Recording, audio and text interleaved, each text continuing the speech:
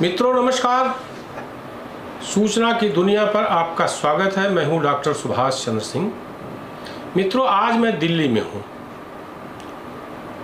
और INS building हूं जहां पर रीजनल अखबारों के दफ्तर हैं और वरिष्ठ पत्रकार हैं महाराष्ट्र के। तरुण भारत के ब्यूरो चीफ हैं जो महाराष्ट्र का बड़ा अखबार है, मराठी में भाषा में निकलता है। आज मैं महाराष्ट्र की राजनीति पर इनसे बात करूंगा, समझूंगा कि भारतीय जनता पार्टी NDA गठबंधन वहां क्यों हारी और MBA यानी महाराष्ट्र विकास अघाड़ी क्यों जीता। अब NDA का मतलब वहां पर भाजपा, शिवसेना शिंदे और NCP अजित पवार, और MBA का मतलब है शिवसेना उद्धव ठाकरे, बाला साहब ठाकरे वाली, शरद पवार की NCP और कांग्रेस। आशा तो ये की जा रही थी कि बहुत नुकसान नहीं होगा NDA का, लेकिन भारी नुकसान हुआ, विशेष रूप से उस भारतीय जनता पार्टी का जो पिछले 10-15 वर्षों से नंबर 1 की पार्टी रही। तो सर बताइए, श्यामकांत जी, मैं नाम भूल गया बताना, श्यामकांत जी जागीरदार। तो श्यामकांत जी बताइए, क्या समझा आपने, क्यों हारी भाजपा या NDA? लोकसभा चुनाव में महाराष्ट्र में BJP या जो NDA कहा जाता है उसके हारने का कोई एक रीज़न नहीं है। हारने के तो अनेक रीज़न होते हैं। जैसा कि माना जाता है कि देश में जिस वजह से BJP हारी है उसी वजह से महाराष्ट्र में भी NDA हार गई, BJP हार गई है। उसके सबसे बड़ा कारण जो है, जो मैं मानता हूँ कि जो अपोजिशन पार्टी ने जो एक कैंपेन किया था, एक BJP और NDA के खिलाफ एक नेगेटिव कैंपेन किया था, वो था कि BJP अगर तीसरी बार सत्ता में आती है तो वो संविधान बदल देंगे या आरक्षण भी बंद कर देंगे। तो ये जो दो इशू थे, संविधान बदलेंगे और आरक्षण ख़त्म करेंगे, ये दोनों इशू बहुत यानी इफेक्ट कर गए, बहुत काम कर गए चुनाव में, धरातल तक गए। यानी जो आम आदमी जो था, ग्राउंड लेवल का जो वोटर था, उसके मन में कहीं ना कहीं ये डर बैठ गया था, पिछड़ा दलित, हाँ पिछड़ा दलित जो है उनके मन में एक डर बैठ गया था कि कहीं BJP आई तो संविधान न बदल जाए या हमारा आरक्षण खत्म ना हो जाए। हालांकि ये अपोजिशन पार्टी ने किया हुआ पूरी तरह से ये अपप्रचार था, झूठी बातें थी, झूठा कैनवासिंग था। BJP को, NDA को बदनाम करने की उनकी एक सोची समझी साजिश थी और सफल हो गई, उसमें वो सफल हो गए और BJP NDA महाराष्ट्र में हार गई। BJP को जैसे राष्ट्रीय स्तर पर हम देखते हैं तो BJP की उम्मीद थी कि कम से कम अपने को 370 सीटें मिलेंगी, NDA मिला के 400 पार जाएंगे। BJP ने चुनाव से पहले 400 पार का एक घोषणा भी की थी, इस बार 400 पार करके, लेकिन BJP खुद 240 पे रुक गई, सिमट गई और NDA पकड़ के 292 पे BJP NDA चली गई। हालांकि तो 292 का यह है कि NDA क्लियर कट मेजॉरिटी में है। 543 के हाउस में NDA को मेजॉरिटी के लिए 272 सीट की ज़रूरत थी, उससे 20 सीटें ज़्यादा NDA को मिली है। तो वैसे बोला तो ये BJP या NDA का हार नहीं है, उनकी सीटें थोड़ी सी कम हुई है, इस तरह से हम इसको देख सकते हैं। महाराष्ट्र में BJP, जैसा मैंने पहले कहा, करीब 15 वर्षों से नंबर 1 की पार्टी थी। सही बात है। अब एक प्रकार से मिजरेबली और नंबर 2 की पार्टी है, यानी बहुत अंतराल है। भाई 28-29 सीट पर जीती थी, उसको ये लगा था भाई 20 प्लस तो हम जीतेंगे ही, वो 11 पर सिमट गई। शिवसेना 21 पर लड़ी थी, उद्धव ठाकरे को 9 पाई। 15 सीटें शिवसेना शिंदे लड़ी थी, वो 7 पाई। और कांग्रेस जो पिछली बार केवल 1 सीट थी वो 13 सीट पाई 17 में। तो एक प्रकार से तो कांग्रेस को लंबा गेन हुआ। तो आपको लगता है कि जो महाराष्ट्र विकास अघाड़ी है, क्या वैसा ही उनका सीटों का बंटवारा और स्थिति रहेगी जैसा लोकसभा में था, वैसे ही क्या आने वाली विधानसभा में भी होगा? नहीं, मुझे नहीं लगता कि लोकसभा में जिस प्रकार से एनडीए का जो सीट शेयरिंग हुआ था चुनाव लड़ने के लिए, वैसा का वैसे विधानसभा चुनाव में नहीं हो सकता है। क्योंकि लोकसभा चुनाव में ये तय था कि बीजेपी सबसे बड़ी पार्टी है, नेशनल लेवल की पार्टी है, तो इसलिए बीजेपी को ज़्यादा सीटें उस समय मिली थी। छोटे पार्टी जो शिवसेना एकनाथ शिंदे जी का गठ था, राष्ट्रीय एनसीपी अजित पवार जी का गठ था, उन्होंने बीजेपी को ज़्यादा सीटें वहाँ दी थी। लेकिन जैसे विधानसभा चुनाव में है, विधानसभा चुनाव में इतने आसानी से सीट शेयरिंग नहीं होने वाला है। जैसे ये बात एनडीए के लिए ये होती है, उसी प्रकार से ये महाविकास आघाड़ी के लिए भी वो फिट बैठती है। अच्छा, महाविकास आघाड़ी में सबसे ज़्यादा दिक्कत किससे हो सकती है? नहीं, महाविकास आघाड़ी तो सबसे ज़्यादा दिक्कत कांग्रेस को होने वाली है, और वो दिक्कत हो उद्धव ठाकरे जी की जो शिवसेना है, उनसे कांग्रेस को इस बार दिक्कत होने वाली है। क्योंकि कांग्रेस वैसे कहा जाए तो एक नेशनल लेवल की पार्टी है, और शिवसेना उद्धव ठाकरे जो गठ है वहाँ का, वो एक रीजनल पार्टी है। लेकिन उनका एक ये है कि वो ज़्यादा से ज़्यादा सीटें जो विधानसभा की है, असेंबली की सीटें हैं, अपने तरफ खींचने की कोशिश करेंगे। और जितनी कोशिश वो उद्धव ठाकरे करेंगे, उतना दोनों में जो बेबनाव है, टकराव की नौबत आएंगी। तो इसी लगता है कि जैसे लोकसभा चुनाव ये तीनों पार्टी मिलकर लड़ी थी महाविकास आघाड़ी की, कांग्रेस थी, एकनाथ उद्धव ठाकरे जी की शिवसेना थी, और शरद पवार जी की राष्ट्रवादी कांग्रेस थी, तो उतना आसानी से सीट शेयरिंग इस बार महाविकास आघाड़ी में महाराष्ट्र में होना मुझे बहुत मुश्किल लगता है। बहुत उसमें तकलीफ आ सकती है, दिक्कतें आ सकती है। अच्छा, इधर एक कोशिश जो हम लोग दूर से देखते हैं, उत्तर प्रदेश वाले, दिल्ली वाले, कि बीजेपी कोशिश कर रही है अपने को रिवाइव करने की, पुरानी गलतियों से सीखने की।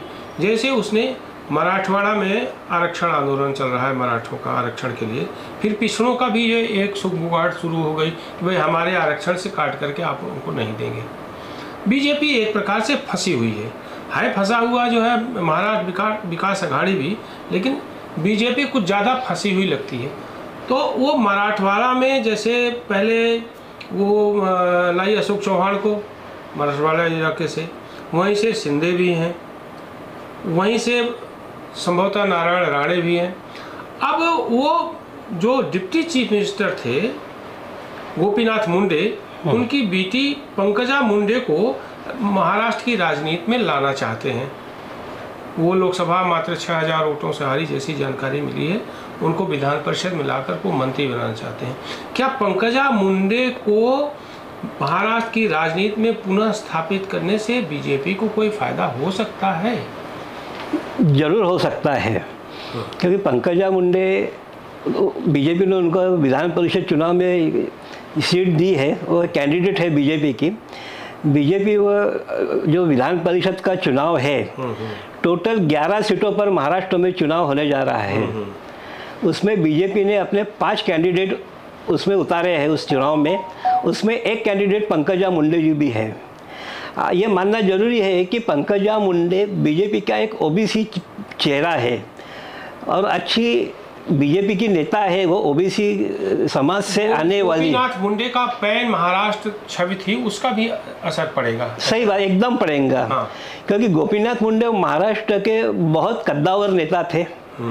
महाराष्ट्र के वो डिप्टी सीएम करके उन्होंने काम किया था और पूरे महाराष्ट्र में उनको जाना जाता है। बीजेपी के जो महाराष्ट्र में जो डाउन टू अर्थ नेता है, जो पूरे ग्राउंड लेवल तक जो पहुँचे थे और उनको पूरे महाराष्ट्र में जाना जाता था, उसमें से एक गोपीनाथ जी मुंडे थे। तो उनकी बेटी करके उनके तरफ देखने का एक महाराष्ट्र की जनता का एक नज़रिया भी थोड़ा सा अलग है, उनसे ये एक सहानुभूति रखने वाला है। तो बीजेपी ने पंकजा जी को यह विधान परिषद चुनाव की उसमें ये कैंडिडेट बनाकर अपना एक अच्छा दाव खेला है, जिसका बीजेपी को आने वाले असेंबली के जो चुनाव है उसमें बहुत बेनिफिट मिलने की बहुत संभावना है। मुझे लगता है कि एक अच्छा बीजेपी का एक स्टेप था कि पंकजा जी को विधान परिषद चुनाव की कैंडिडेट बना के उन्होंने अपना असेंबली चुनाव के लिए जो स्टेट की जो आम जनता है उनको एक अच्छा पॉजिटिव मैसेज, स्पेशली जो ओबीसी वोटर्स हैं उनको एक अच्छा संदेश देने की कोशिश की है। अच्छा, देवेंद्र फडणवीस के जैसे देवेंद्र फडणवीस वहाँ पर महाराष्ट्र में सबसे बड़े नेता माने जा रहे हैं, मतलब राज्य स्तर पर। आप नितिन गडकरी की बात नहीं करेंगे, वो केंद्र में आ गए हैं, तो क्या देवेंद्र फडणवीस का आभा मंडल कम हुआ है? नहीं, ऐसा तो नहीं कहा जा सकता। चुनाव हारने के बाद विशेष रूप नहीं, चुनाव हारा एक बात अलग है, लेकिन मैंने पहले भी बोला था कि बीजेपी को सीटें कम मिली महाराष्ट्र में, तो इसके लिए अकेले जिम्मेदार देवेंद्र फडणवीस जी नहीं है। या ये भी कहना सरासर अन्याय होगा उनके ऊपर कि उनका आभा मंडल कम हो गया है, या लोगों ने, महाराष्ट्र की जनता ने उनको नकारा है। क्योंकि जैसे चुनाव जीतने का कोई भी एक रीज़न नहीं होता है, वैसे ही चुनाव हारने का भी कोई एक रीज़न नहीं होता है। मैंने आपको शुरू में ही बताया कि महाराष्ट्र में बीजेपी की जो हार हुई है उसमें एक सबसे इम्पोर्टेंट रीज़न था कि संविधान बीजेपी बदलने की कोशिश कर रही है।